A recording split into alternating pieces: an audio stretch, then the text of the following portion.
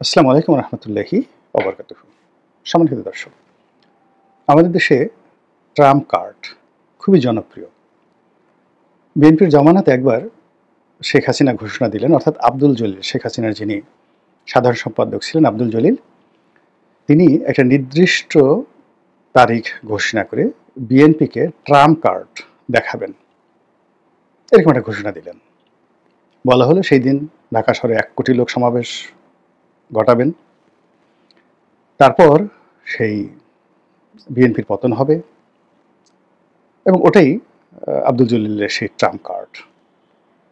প্রায় 1 মাস সারা বাংলাদেশে হইচই হলো। বিএনপি সেই ট্রাম্প কার্ডের ভয়ে একেবারে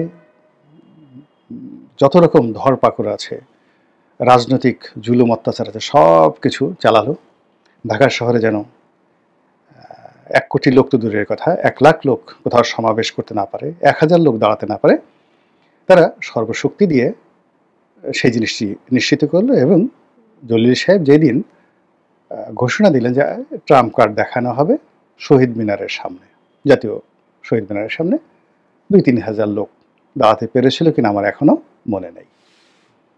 তো এরকম একটা ফ্লপ, মানে ট্রাম্প কার্ড একটা ফ্লপ ঘোষণার পর আওয়ামী লীগ সভানেত্রী শেখ হাসিনা তিনি মুচকি হেসে বললেন যে বিএনপি আসলে ঠাট্টাও বোঝে না। আমরা একটু ঠাট্টা করেছি, সেই ঠাট্টার কারণে তারা সেই 1 মাস বিনিদ্র রজনী কাটিয়েছে, এত টাকা পয়সা অর্থবিত্ত খরচ করেছে। এবং এটা আমার দলের মহাসচিব বলেছেন বা সাধারণ সম্পাদক বলেছেন, তাই তাদের এই অবস্থা। আর যদি আমি বলতাম, মানে এটা যদি আব্দুল জলিলের ট্রাম্প কার্ড না হয়ে শেখ হাসিনার ট্রাম্প কার্ড হতো, তাহলে তো বিএনপি মরেই যেত। ভালো কথা, আমরা যারা বাঙালি আমরা বুঝে নিলাম। এই যে ট্রাম্প কার্ড শব্দটি শুরু হলো বাংলাদেশের রাজনীতিতে, এটা এখন পর্যন্ত চলছে। ট্রাম্প কার্ডটা যে কি আমি জানি না, আমরা বুঝি না, কিন্তু খুবই জনপ্রিয় একটা জিনিস। মনে হয় আশ্চর্য কিছু একটা হবে, মনে হয় মারণাস্ত্র জাতীয় কিছু একটা হবে, এবং মনে হয় যে এই কার্ডটি প্রদর্শন করার সঙ্গে সঙ্গে সবকিছু তছনছ হয়ে যাবে, খুলে যা সেম সেম এরকম কিছু একটা। আর এখন মিস্টার ডোনাল্ড ট্রাম্প, মানে আমি যখন এই যে ট্রাম্প কার্ডটা বাংলাদেশে চালু হলো, তখন আমরা ট্রাম্পের নাম জানতাম না, এই নামে যেটা লোক আছে আমরা জানতামই না। এখন সেই ডোনাল্ড ট্রাম্প আমেরিকার রাষ্ট্র ক্ষমতায়। তো কাজেই এখন যদি রাজনীতিতে ট্রাম্প কার্ড বলা হয়, তাহলে আমাদের যে প্রচলিত ধ্যান ধারণা, তার সঙ্গে আবার ট্রাম্পের যে ক্ষমতা, এটা দুটো যোগ হয়ে অতীতের ট্রাম্প কার্ডটা আরো বেশি শক্তিশালী হয়ে গেছে। আরেকটি শব্দ, সেটা হলো তুরুপের তাস। আমি নিজে তাস খেলা জানিও না, বুঝিও না, কখনো খেলিও নি, তাসের কোনো নামও জানি না, কিন্তু তুরুপের তাস এটা আমি শুনেছি। আমার কাছে মনে হয় যে তাস খেলার যে কতগুলো গুপ্ত কৌশল রয়েছে, সেই কৌশলের মধ্যে যারা খেলে তাদের কাছে একটা তাস থাকে, যেটা মোক্ষম সময়ে তারা সেই তাসটি চাল দেয় বা ফেলে। একেবারে শেষ সময় দাবা খেলায় যেভাবে রানী বা রাজাকে খেয়ে ফেলা হয়, এরকম চেক দেওয়া হয়, ওইরকম রাজা মরে গেলে সব শেষ। তো ওইরকম তুরুপের তাসটা হলো একজন খেলোয়াড়ের জন্য একেবারে সর্বশেষ একটা, যাকে বলা হয় কৌশল, মূলধন। এবং ওই তুরুপের তাস না থাকলে কেউ জিততে পারে না, আর তুরুপের তাস দিয়েই সাধারণত খেলোয়াড়রা শেষ পর্যায়ে জিতে। সেই তুরুপের তাস ধরেন ফুটবলের মাঠে যেমন মেসি হতে পারে, তারপর ম্যারাডোনা হতে পারেন, পেলে হতে পারেন, ক্রিকেটের ময়দানে অনেকে আছেন এরকম তুরুপের তাস, যার একটা দলের জন্য, দেশের জন্য, জাতীয় দলের জন্য, ক্লাবের জন্য শেষ সম্বল। এখন বাংলাদেশে যে অবস্থাটা হয়ে গেছে রাজনীতিতে, সেই রাজনীতিতে এখন আওয়ামী লীগ পুরো রাজনীতির একটা ট্রাম্প কার্ড। কাউকে ভয় দেখাতে হবে, ওই আওয়ামী লীগ আসছে। কাউকে অপদস্থ করতে হবে, ও আওয়ামী লীগ। কাউকে মামলায় ফাঁসাতে হবে, ও আওয়ামী লীগ করতো। কেউ ধর্ষণ করেছে, একসময় সে আওয়ামী লীগ করতো, এই জন্য সে ধর্ষণ করেছে, ভালো কথা। কারো বাড়ি ভাঙতে হবে, কারো জায়গা দখল করতে হবে, কারো বউ ছেলে সন্তানকে অপদস্থ করতে হবে, মারতে হবে, সেক্ষেত্রে ওই যে আওয়ামী লীগের একটা ট্যাগ দিতে হবে।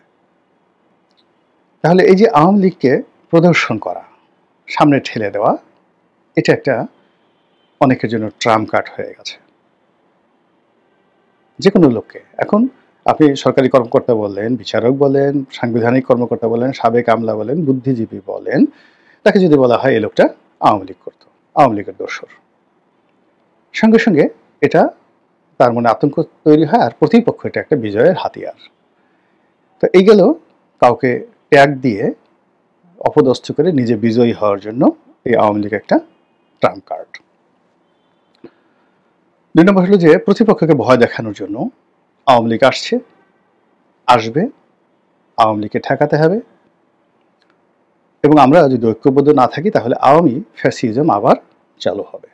কাজেই আসুন আমরা ঐক্যবদ্ধ হই, আওয়ামী লীগকে মোকাবেলা করি, এবং যে আওয়ামী লীগ আমাদের এই সর্বনাশ করেছে তারা যেন এই বাংলার মাটিতে আবার দাঁড়াতে না পারে, সেইভাবে আমরা কিছু একটা করি। এবং এই কথা বলার সঙ্গে সঙ্গে, শোনার সঙ্গে সঙ্গে যারা প্রতিপক্ষ আছে তারা স্টপ হয়ে যায়, আওয়ামী ভয়ে তাদের অন্তরটা কেঁপে ওঠে, এবং তারা একেবারে যেভাবে বিষধর ফনা তোলা সাপ মাথা নুইয়ে যাকে বলা হয় তাদের দিকে যায়, ঠিক ওইভাবে তারা সেখানে যায়, একদম মাথা নুয়ে পড়ে।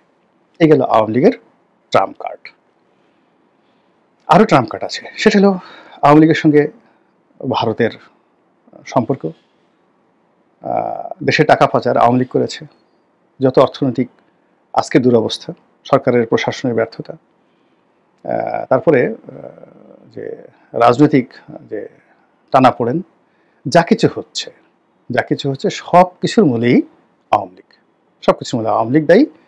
এবং এই কথা অনেকটা মহৌষধের মতো, মানে মাথা ব্যথা করছে, পেট ব্যথা করছে, তো ক্যান্সার হয়েছে, নিউমোনিয়া হয়েছে, তো সব কিছুর জন্য একজন কবিরাজ গল্পের মধ্যে ছিল, তার সে একটা কবিরাজ একটা ওষুধের নাম জানতো, শুধু সেই ওষুধের নাম হলো হর্তুক চূর্ণ।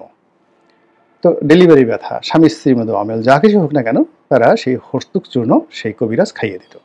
এবং এটাই সেই কবিরাজকে একেবারে শীর্ষে, মানে তার সুনাম সুখ্যাতির শীর্ষে নিয়ে যায়। এবং আপনারা জানেন যে হর্তুক চূর্ণ এমন একটা ওষুধ, তো এটা খাওয়ার সঙ্গে সঙ্গেই আপনার পেট খারাপ হয়ে যাবে, আবার দ্বিতীয়বার যখন এটা প্রয়োগ করা হয় আপনার পেট ভালো হয়ে যাবে। তো আপনি যখনই পেট খারাপ হবেন তখন আপনার অন্য যে সমস্যা হয়ে গেছে, আপনার মাথা ব্যথা আছে, স্বামী স্ত্রীর অমিল আছে, যা কিছু আছে, উইল ফরগেট এভরিথিং। এখন বাথরুমে আপনাকে যেতে হবে, দেন আপনি আবার ডাক্তারের কাছে গেলেন, এবং এই আপনার সমস্যাগুলো ওই সময়টাতে বন্ধ হয়ে গেল, আপনি খুব খুশি, ডাক্তারের কাছে আবার গেলেন, ডাক্তার আর 1 চামচ হর্তুক চূর্ণ খাইয়ে দিল, এবং আপনি ভালো হয়ে গেলেন। বললেন আই আল্লাহ, এ ডাক্তার, এ কেমন, এ তো একেবারে কবিরাজ হেকিম, মহাজ্ঞানী হেকিম, সেই যাকে বলা হয় লোকমান হেকিম, এরকম। তো ওইরকম একটা গল্পের হর্তুক চূর্ণের একটা গল্প আছে। এখন এই যে আওয়ামী লীগ, এখন অনেকের কাছে একে হর্তুক চূর্ণ বানানো হচ্ছে, কাউকে দমন করার জন্য, কাউকে ভয় দেখানোর জন্য, কাউকে বসে আনার জন্য, কিংবা কাউকে ঐক্যবদ্ধ রাখার জন্য। গেল আওয়ামী লীগের ট্রাম্প কার্ড। এখন শেখ হাসিনা, এখানে আওয়ামী লীগের একটা অংশ আর একটা হলো শেখ হাসিনা, দুটো আলাদা। মূলত এখনো পর্যন্ত শেখ হাসিনা দলের ঐক্যের প্রতীক, তাকে ছাড়া আওয়ামী লীগ কেউ কল্পনাও করে না। আওয়ামী লীগকে ভিন্নভাবে গঠন করা, রিফাইন্ড হওয়া, হোয়াট এভার মেবি, বিভিন্ন সংস্থা, বিভিন্ন গ্রুপ নানাভাবে চেষ্টা করছে শেখ হাসিনা শেখ পরিবারকে মাইনাস করে আওয়ামী লীগকে দাঁড় করানোর জন্য। কিন্তু ওই যে 111-এর সময় যেভাবে শতভাগ ব্যর্থ হয়েছে, ঠিক একইভাবে তারা এখন শতভাগ ব্যর্থ হয়ে এই পর্যায়ে রয়েছে। এবং সেখানে শেখ হাসিনা, এখন সেই শেখ হাসিনাকে বাদ দেওয়া যাচ্ছে না। তাহলে যখন তাকে বাদ দেওয়া যাচ্ছে না, বেটার হলো তাকে তুরুপের তাস হিসেবে ব্যবহার করা। এবং শেখ হাসিনা যারা বিরোধী রয়েছেন, ক্ষমতায় যারা যেতে চান, সেটা বিএনপি হন, জামাত হোক, আওয়ামী লীগ হোক, এনসিপি হোক, ডক্টর মোহাম্মদ ইউনূস হোক, তারা সবাই শেখ হাসিনাকে তুরুপের তাস হিসেবে, তাদের শেষ তুরুপের তাস হিসেবে তারা সেটা ব্যবহার করার জন্য চেষ্টা চালিয়ে যাচ্ছে। তাকে মামলা দিয়ে আলোচনায় রেখে ভয় দেখানো, তাকে দেশে আনার চেষ্টা, তাকে জবান বন্ধ করার কথা বলা, নানা রকম বিপদ এবং বিপত্তি ইত্যাদি সৃষ্টি করে তারা এই যে শেখ হাসিনার যে তুরুপের তাস, এই তুরুপের তাসটিকে বাস্তবে রূপ দেওয়ার চেষ্টা করছে। এতে করে কার কতটুকু লাভ হচ্ছে, কার কতটুকু ক্ষয়ক্ষতি হচ্ছে আমরা বলতে পারবো না। তবে একটা মার্কেটিংয়ের ভাষা আছে। আপনি কারো বিরুদ্ধে যতই নেতিবাচক প্রচারণা করেন বা ইতিবাচক করেন, what ever may be, ultimately প্রচারণা যার বিরুদ্ধে করা হয় তার পক্ষে যায়, আর যার পক্ষে করা হয় তারও পক্ষে যায়। আওয়ামী লীগকে নিয়ে আমরা যত আলোচনা করছি, মার্কেটিংয়ের এই নিয়ম অনুযায়ী সবকিছু আওয়ামী লীগের পকেটে যাচ্ছে বলে আমার কাছে মনে হচ্ছে।